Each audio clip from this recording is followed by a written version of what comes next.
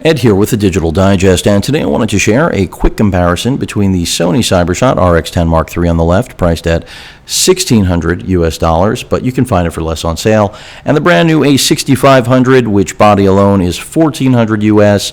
Of course, I do have a lens on there. That's the f4 10-18 native aps-c E-mount piece of glass that Sony's had on the market for quite some time now and is still a gem. And of course, here you've got a Zeiss piece of glass that has 600 millimeters of reach, but we're talking about different size sensors, so we've got crop factors. I'm not going to get too technical with any of that. The point is, this is a bridge style all-in-one that really is supposed to afford you everything you could possibly need. Of course, based around a 1-inch sensor, powerful processor. You have high-frequency recording, so slow motion, 200 up to 960 frames. I wouldn't use that. I'd only use the 240. It's the only one worthwhile.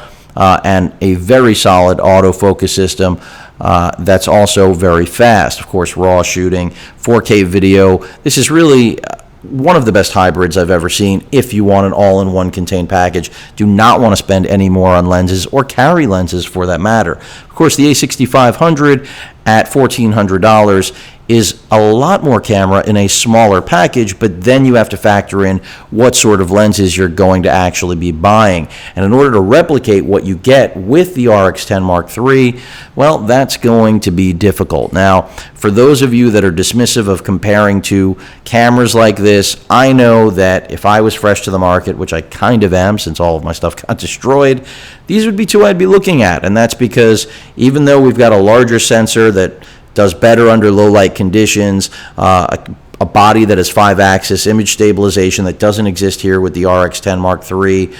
It also has the quick slow, which means you can do 120 frames per second normal recording rather than the setup recordings you have to do in order to capture 240. It's much more tedious than just hitting record normally like you would with any video setting. And then on top of that, the increased buffer size, the fact that you can shoot over 300 stills with this brand new 4D focus system, and you just don't have that focus system here with the RX10 III. I mean, those are critical key differences that you have to know. So it's not just about the sensor size, it's not just about how much more you're going to spend on lenses, but you've got a lot more cameras sitting inside this smaller body on the right.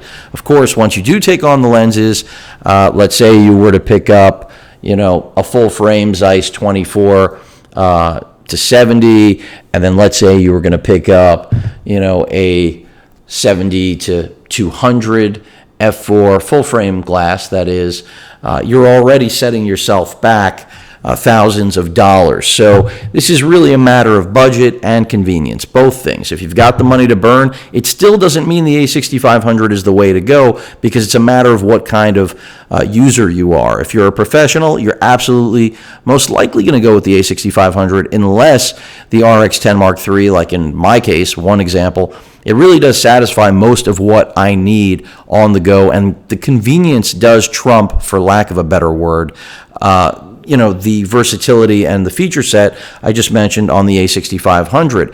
But the 5-axis stabilization on the A6500 is nearly, not as good, but nearly as good as the much more expensive full-frame brethren, the A7R Mark II and A7S Mark II. So that's something to take into account, because even though this is a great video machine, stability is incredibly questionable. Also, in terms of EVFs, I like the placement center mount much better. That's a matter of personal preference. It's because I'm left eye dominant. For those of you that are right eye dominant, you're going to like this. For me, I'm pressing my face against the screen every time on the A6500, so I'll never love that, but there's really nothing I can do about that. You got a touch screen on the A6500, whether or not that matters to you, of course, a complete matter of personal preference. In terms of the actual screen's flexibility, neither can do anything beyond articulation. Unfortunately, no framing of oneself. This is the range of motion that you're going to see. Same applies on the RX10 III. I'm really interested in what's going to be coming out with the Mark IV, because I anticipate that is where we're going to see the autofocus system that's been implemented in the RX100 Mark V come into play, and that's when this goes from a powerhouse to just really all you need, unless you absolutely have to have a larger sensor, especially if they integrate some 5-axis image stabilization. Wow. But all of that aside, again, same quality EVF. We've got a hot shoe. No readout on this camera. We've got a readout here. Ironic. In terms of inputs and outputs, right here on the side, we have USB, HDMI, and a microphone port. No headphone jack. If you're looking for that, spend more money.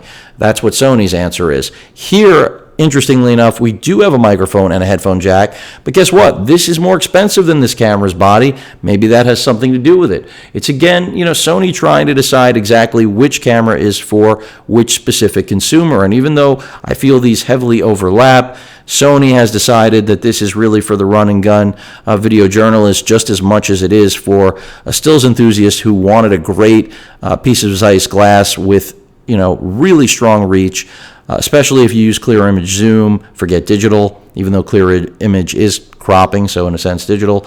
Super 35 4K video on both of these is stunning, but again, the lack of stabilization that you'll find in the A6500 is frustrating. However, the lack of having a lens that can match what's found in the RX10 Mark III is more frustrating for me in many ways. What lens is the perfect one? Certainly not the 7200, the 7300. Maybe you're getting a little better, but you don't have the f4.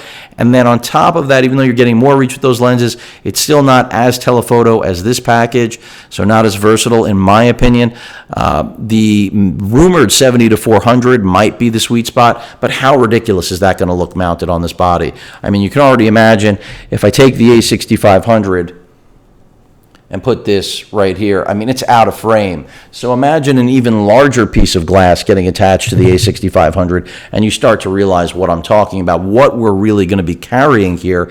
And that's one of the things I don't love. I mean, a lot of people love to throw full frame E-mount glass onto the A6500, the A6300. For me, it presents a problem because it's just completely uneven. Your weight distribution is terrible, which means framing and staying steady is more difficult unless you're using some sort of contraption, equipment, additional stuff. So, and that totally defeats the purpose of downsizing a system. It's about being able to free yourself from more equipment, free yourself from heavier equipment, at least in my opinion.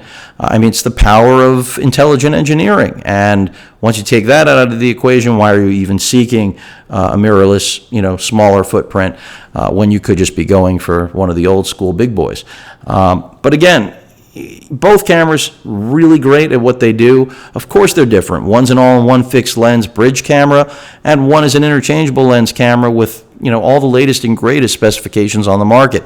But the fact that they're so close in price, and the fact that neither is truly going to satisfy, in my opinion, someone who makes their living in photography, absolutely begs the question, which is better, pound for pound? Now, in my opinion, thus far, I have to say I'm going with the RX10 Mark III, and a lot of people will disagree with me, and that's perfectly fine. But if I'm going on a trip and I'm going to take two cameras with me, I love the performance of this A6500, but if I'm taking an interchangeable lens camera, it's going to be the A7R Mark II. Now, of course, that's a much more expensive camera.